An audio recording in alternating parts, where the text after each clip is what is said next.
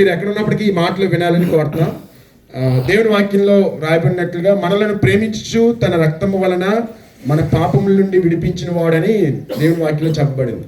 యేసుక్రీస్తు ప్రభు వారి యొక్క శిలువ మరణం ఎందుకొరకు ఆయన జరిగింది, లేకపోతే ఆయన మరణించడం ద్వారా మనకి కలిగిన మేలు ఏంటి అనే విషయం గురించి ఈ రోజున ఈ మాటలు మీకు తెలియజేస్తున్నాం.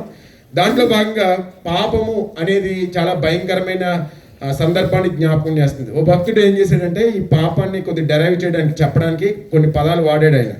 ఈ పాపం అనే పదంలో 3 అక్షరాలు ఉన్నాయి. పా అనేది ఒక అక్షరం అయితే, రెండో అక్షరం పా, మూడోది ము, పాపము. ఈ పాపంలో పా అంటే విషంతో కూడిన పాము. ఈ పాము విషంతో కూడిన పాము ఎంత భయంకరమైందంటే ఒకవేళ అది కాటు వేస్తే కనుక ఆ కాటు మరి తిన్న వ్యక్తి తప్పనిసరిగా చనిపోతాడు. భయంకరమైనది, మరి భయాన్ని కలిగించేది, తర్వాత అభద్రతను కలిగించేది. రెండో పాయింట్ అంటే మునిగిపోయే పడవ. ఒకవేళ ఎవరైనా ఒక వ్యక్తి మునిగిపోయే పడవ మీద ప్రయాణం చేస్తే ఎప్పుడు అతని యొక్క జీవితం ముగిసిపోద్దో తెలియదు. భయంతో ఆందోళనతో కూడిన ప్రయాణం తన జీవితం అంతా చేయాల్సి ఉంటుంది. ము అంటే మరి బాధ కలిగించే ముళ్ళు. ఒకవేళ మన కాళ్ళలో కానీ లేదా మన శరీరంలో కానీ ఎక్కడైనా ముళ్ళు కూర్చున్నప్పుడు దాని బాధ అది తీసేంత వరకు ఇంకా 24 గంటలు దాని పెయిన్ దానివల్ల మన బాధను అనుభవిస్తూనే ఉంటాం. కాబట్టి పాపము ఎంత భయంకరమైనదో తెలియచేయడానికి 3 పదాలు వాడారు: పాము, మరి పడవ, ముళ్ళు. కాబట్టి ఈ మాటలు వెంటనే ప్రియమైన సహోదరులరా, మరి ఇంత భయంకరమైన ఈ పాపము, అసలు పాపం అంటే ఏంటి అని ఒకవేళ మనం దేవుని వాక్యంలో గమనిస్తే ఆజ్ఞాతిక్రమమే పాపం అని దేవుని వాక్యం చెప్తా ఉంది. దేవుడు మానవులుగా మనకి కొన్ని ఆజ్ఞలు, కొన్ని విధులు, మరి కొన్ని కట్టడలు మనకి నియమించాడు. ఈ లోకంలో మరి ఈ యొక్క విశ్వంలో అన్ని జీవుల కంటే చాలా ఉన్నతమైన జీవిగా మనం పరిగణింపబడుతున్నాం మానవులు. ఎందుకంటే మనం ఆయన పోలికలో చేయబడ్డాం, ఆయన స్వరూపంలో చేయబడ్డాం. మరి మిక్కిలి పెద్ద జంతువులైన తిమింగలం, ఏనుగు కంటే, అడవిలో బలమైన సింహం కంటే, వీటన్నిటికంటే చాలా మరి ముఖ్యమైన వ్యక్తులుగా, ముఖ్యమైన జీవిగా మనం చేయబడ్డాం. ఈ చేయబడిన మనకి దేవుడు కొన్ని ఆజ్ఞలు ఇవ్వడం జరిగింది. ఈ ఆజ్ఞల ప్రకారం మనం జీవించినప్పుడే మనం పరిశుద్ధంగా ఉండగలం. కానీ దేవుని వాక్యం చెప్తుంది ఆజ్ఞాతిక్రమమే పాపము. రెండవది ఏంటంటే మేలు మరి చేయని ఎరిగి అలాగూ చేయని వానికి పాపం కలుగునని రాయబడింది. అనగా ఏది మేలు తెలుసు కానీ ఆ మేలు చేయలేని స్థితి. ఏమంటే ఉదాహరణకి చిన్న బిడ్డలో ఉన్నారు, వారు చదువుకోవడం ద్వారా వారికి మేలు కలుగుతుంది. మరి టీవీ చూడడం, ఫోన్లు ఎక్కువ వాడడం ద్వారా వారికి టైం వేస్ట్ అయిపోతుంది. అయినప్పటికీ కూడా పిల్లలు ఏం చేస్తారంటే చదువు మీద కంటే వాటి మీద ఎక్కువ మనసు పెడతారు. అది పిల్లల గురించి నేను చెప్తున్నాను. అలాగే కొద్ది పెద్ద వయసు వచ్చిన తర్వాత ఈ త్రాగుడు వల్ల శరీరం ఆరోగ్యం పాడైపోతుంది, ఇంట్లో ఆర్థిక స్థితి దెబ్బతింటుంది. అయినప్పటికీ కూడా ఆ యొక్క వ్యక్తులు త్రాగుడికే మరి ముందుకు వెళ్తున్నారు. కారణం ఏంటంటే అది మేలు కాదని తెలుసు, కానీ దాన్నే మనం చేస్తున్నాం. ఇలా చెప్పుకుంటా పోతే ప్రతి వ్యక్తి కూడా ఏదైతే మేలో అది మనం చేయకుండా కీడునే చేస్తున్నాం. ఇటువంటి స్థితిని పాపం అని చెప్తూ ఉంటాం. అలాగే నిజ దేవుని యందు విశ్వాసం ఉంచకపోవడం కూడా పాపం అని దేవుని వాక్యం చెప్తా ఉంది. కాబట్టి ఈ పాపం మనిషిని ఏం చేస్తుందంటే పట్టుకుంటుంది. నీ పాపము నిన్ను పట్టుకుని రాయబడింది. పాము ఏ విధంగా అయితే కాటేస్తుందో ఈ పాపము మనల్ని కాటేస్తూ ఉంటుంది, మనల్ని గాయపరుస్తూ ఉంటుంది. అంతేకాదు ఈ పాపం మనల్ని పాలిస్తూ ఉంటుంది. పాపం యజమానిగా, ఓనర్గా మారిపోయి మనం దాసులుగా అయిపోతూ ఉన్నాం. అందుకని ప్రభు చెప్పారు, పాపం చేయి ప్రతివాడు పాపమునకు దాసుడు. ఇంకా ఏంటంటే ఈ పాపం మనల్ని ఏం చేస్తుందంటే నిత్య నాశనానికి తీసుకుని వెళ్ళిపోద్ది. అలాగా మరి ఒక మనిషిని నరకానికి తీసుకుని వెళ్ళిపోద్ది. పాపం వల్ల వచ్చే జీతము మరణం, అనగా నరకము. కాబట్టి ఇటువంటి భయంకరమైన స్థితి పాపం ద్వారా మానవులుగా మనం అందరం కూడా మరి అనుభవిస్తూ ఉన్నాం. ఇటువంటి పాపంలో ఉన్న మనల్ని ప్రేమించేవారు ఎవరు? ఏమండి ఆలోచన చేయండి. ఈ లోక సంబంధంగా మనం గమనించినట్లయితే అన్నీ మంచిగా ఉంటే అందరూ ప్రేమిస్తారు, అన్నీ కోల్పోతే ఎవరో మనల్ని ప్రేమించరు. అలాగా నిజానికి పాపం వలన చచ్చిపోయిన స్థితిలో ఉన్న ఈ మానవ జాతిని మరి ఎవరు ప్రేమిస్తున్నారు? దేవుని వాక్యం చెప్తా ఉంది, మనం ఇంకను పాపులమై ఉండగానే క్రీస్తు మన కొరకు చనిపోయింది. రోమిలు రాసిన పత్రిక 5:8 యోహాను సువార్త 3:16 దేవుడు లోకంను ఎంతో ప్రేమించను. కాబట్టి ఇటువంటి పాపంతో కూడిన మానవ జాతిని మరి దేవుడు ప్రేమిస్తూ ఉన్నాడు.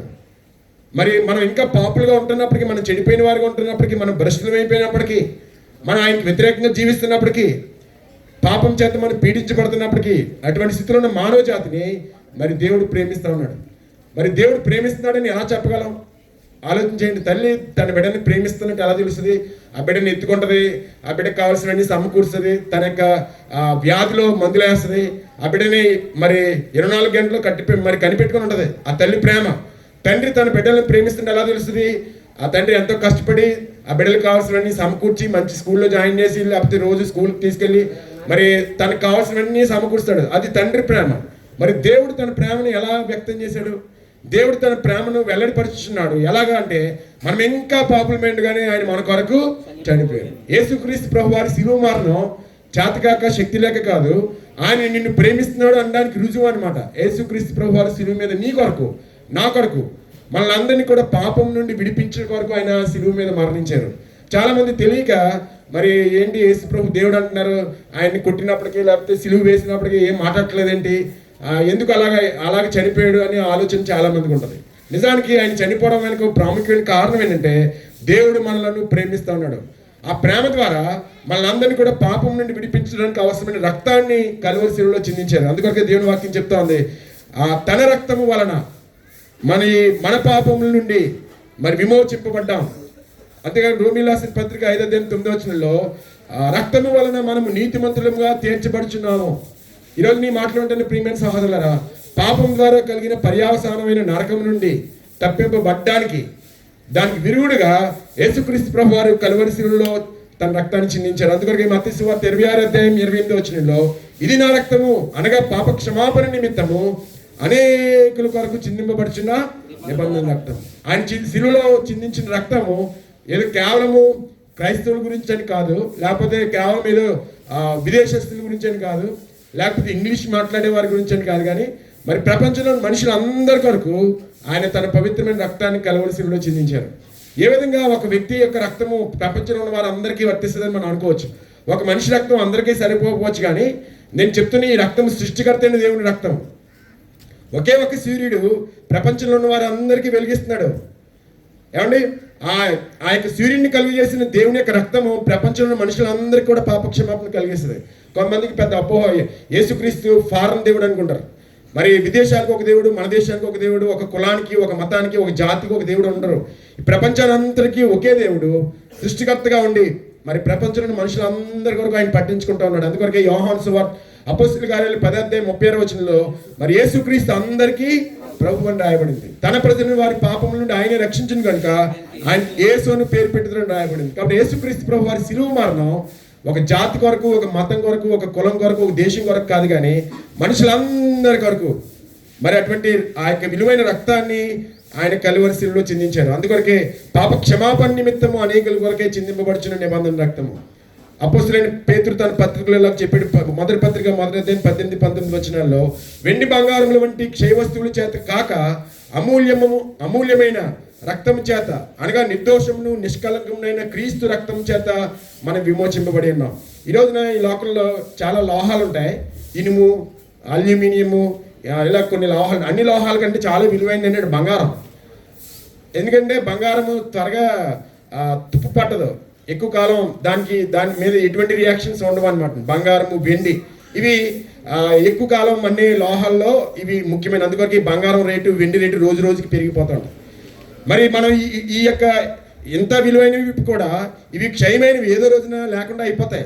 కానీ బంగారం కంటే, వెండి కంటే విలువైన, నిష్కలంకమైన, నిర్దోషమైన రక్తం ఏంటంటే యేసుక్రీస్తు ప్రభు వారి రక్తం. ఆ యొక్క రక్తం ద్వారా మనందరం కూడా విమోచింపబడ్డాం. కాబట్టి ఈ మాటలు వెంటనే ప్రియమైన సహోదరులారా, యేసుక్రీస్తు ప్రభు వారు నీ యొక్క, నా యొక్క అపరాధం నిమిత్తమై, పాపం నిమిత్తమై, అతిక్రమం నిమిత్తమై మనల్ని నరకానికి తీసుకొని పోతున్న ఈ పాపం యొక్క ఆధీనం నుండి, శక్తి నుంచి విడిపించడం వరకు తన పవిత్రమైన రక్తాన్ని కలువరి శిలువలో చిందించారు.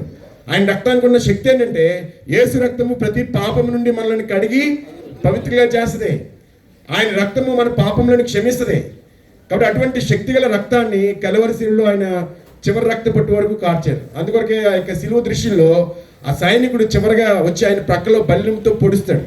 పొడిచినప్పుడు ఆ యొక్క పక్కలో నుండి నీరు కారుతుంది. అంటే దాని అర్థం ఏంటంటే ఆయన రక్తం మొత్తం అంతా కూడా మానవులుగా మన అందరి వరకు చిందించారు. కాబట్టి ఈ మాటలు ఏంటంటే ప్రియమైన సహోదరులారా, దేవుడు మనల్ని ప్రేమిస్తున్నాడు. దేవుడు నిన్ను ప్రేమిస్తాడు.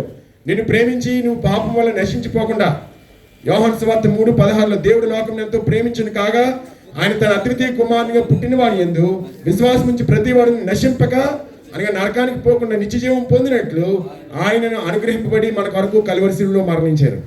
ఆయన మరణం వెనుక దేవుని ప్రేమ ఉంది. ఆయన మరణం, ఆయన శిలువ రక్తం వెనుక మన యొక్క పాప క్షమాపణ ఉంది. ఈరోజు మన పాప క్షమాపణ కొరకు ఎత్తైన స్థలాలకి, లోతైన స్థలాలకి దిగుతూ ఉన్నాం, ఎక్కుతూ ఉన్నాం. ఎన్నో ప్రయత్నాలు చేస్తున్నాం. మానవుని యొక్క నీతి క్రియలు దేవుని ఎదుటి మురికి గుడ్డల వల్లే ఉన్నాయి. మనం ఈ పాపం అనే ఊపి నుండి బయటపడలేం. ఈ పాపం అనే ఊపి నుండి బయటపడడానికి పరిశుద్ధుడైన దేవుడు ఈ లోకానికి నీ వలె నా వలె మానవుడిగా దిగి వచ్చి మనందరి కొరకు తన విలువైన రక్తాన్ని కలువరి శిలువలో చిందించారు. ఇదే శిలువ సువార్త. కాబట్టి ఈ వార్త ఎవరైతే రక్షణ పొందాలనుకుంటారో వారికి చాలా విలువైన వార్త. మరి ఎవరైతే హేళన చేస్తారో వారికి ఒకవేళ వెరితనంగా ఉండొచ్చు. అందువరకు దేవుని వాక్యం చెప్తా ఉంది, సిలువని కూర్చున్న వార్త నశించిపోయే వారికి వెరితనము గాని రక్షింపబడుచున్న మనకు దేవుని శక్తి. సో దేవుడు తన శక్తిని సిలువలో ఉంచారు. ఆ శక్తి ద్వారా మనం విడుదల పొందగలం. ఆ శక్తి ద్వారా మనం పాపక్షమాపణ పొందగలం. ఆ శక్తి ద్వారా మనం పరిశుద్ధులుగా చేయబడగలం. ఆ శక్తి ద్వారా మనం పరలోకానికి చేరుకోగలం. ఆ శక్తి ద్వారానే ఈ లోకంలో పరిశుద్ధంగా జీవించగలం. కాబట్టి యేసుక్రీస్తు ప్రభువారు తన యొక్క రక్తం ద్వారా నిన్ను శుద్ధీకరించి తన ఆత్మ ద్వారా నిన్ను పరిశుద్ధంగా జీవించే శక్తిని ఆయన ఇవ్వగలరు. అంతేకాకుండా మనం జీవించే జీవితం యేసు ప్రభుని అంగీకరించిన తర్వాత అనేకులకి దీవెనకరంగా ఉంటుంది. సంఘానికి, సమాజానికి, కుటుంబానికి, మరి మన దేశానికి దీవెనకరంగా ఉంటుంది. అటువంటి ఉన్నతమైన జీవితాలు దేవుడు ఇవ్వడానికి ఇష్టపడుతున్నాడు. దీన్నే మారు మనసు అంటారు. అందుకొరకే దేవుని రాజ్యం సమీపించినది కనుక మారు మనసు పొందని రాయబడింది. మరి పరిశుద్ధత లేకుండా ఎవడిని ప్రభుని చూడడు, పరలోకానికి వెళ్ళడు. కానీ నిత్య జీవానికి, పరలోకానికి, వైకుంఠానికి, స్వర్గానికి వెళ్ళాలనుకున్న మన అందరం కూడా యేసుక్రీస్తు ప్రభు రక్తం ద్వారా మన పాపములు కడిగి వేసుకొని పరిశుద్ధపరచబడి దేవుని ఆత్మచేత నింపబడినప్పుడు దేవుడు తన రాజ్యాన్ని మన కొరకు సిద్ధపరుస్తుంది. యుగయుగాల తరతరాలు ప్రభుత్వం ఉండే గొప్ప భాగ్యం మనకి ఇవ్వబడతా ఉంది. ఇదైతే ఆలోచన చేయండి. మరి ప్రయాసపడి భారం మోసుకొచ్చున్న సమస్త జనులారా నా దగ్గర రండి, నేను మీకు విశ్రాంతిని ఇస్తానని అందరినీ పిలుస్తున్నాడు ఆయన. సామాన్యులేమి, సామంతులేమి, ధనికులేమి, దరిద్రులేమి, లోక నివాసులారా నా వైపు చూచి రక్షణ పొందండి అని అందరినీ పిలుస్తున్నాడు. ఆయన ఇచ్చిన పిలుపు సార్వత్రికమైనది. ఈ పిలుపుని మీరు అంగీకరించాలని కోరుతా ఉన్నాం. అదే సమయంలో నేను ఇక్కడ చెప్పిన సమాచారం మరి సముద్రంలో నీటి పుట్టంతా ఇంకా తెలుసుకోవాల్సింది చాలా ఉంది. తింటే రుచి తెలుస్తుంది, దిగితే లోతు తెలుస్తుంది, మోస్తే బరువు తెలుస్తుంది, అలాగే వెండం ద్వారా విషయం తెలుస్తుంది. అయితే దేవుని సన్నిధికి రండి. మరి జయరామారుపేట నుండగొప్పల వారి వీధిలో ఉన్న హౌస్ ఆఫ్ జీసస్ పక్షంగా మీకు ప్రత్యేకమైన ఆహ్వానం తెలియజేస్తున్నాం. మీరు ఏ మందిరానికి వెళ్ళినటువంటి వారు దయతో మందిరానికి వచ్చి దేవుని గురించి తెలుసుకోవాలని కోరుతున్నాం. మీకు ప్రార్థన చేయడానికి సంఘంగా సేవకులుగా మేము సిద్ధంగా ఉన్నాం. అలాగే వేరే వేరే ప్రాంతాల నుండి ఇక్కడ ఉన్నటువంటి వారు ఎవరైనా ఉంటే అయితే మీరు మీ స్థలాలకు వెళ్ళిన తర్వాత, మీ ఇళ్ళకి వెళ్ళిన తర్వాత దేవుని మందిరానికి వెళ్ళండి. అనేక చోట్ల దేవుడు తన మందిరాలు స్థాపించారు. అలాగే స్థానికంగా ఇక్కడ కూడా మరి మందిరాలు ఏర్పాటు చేయబడ్డాయి. మీకు దగ్గరగా ఉన్న మందిరానికి వెళ్ళి దేవుని గురించి తెలుసుకోవాలని కోరుతున్నాం. దేవుడు మిమ్మల్ని, మీ కుటుంబాన్ని మెండుగా దీవించి ఆశీర్వదించింది గాక. బలో ఈష్ మహారాజుకి. ఈ సమయంలో చిన్న ప్రార్థన మనం చేసుకుందాం. మన మధ్య సేవకులు ఎలీషా గారు క్లుప్తంగా చిన్న ప్రార్థన చేస్తారు.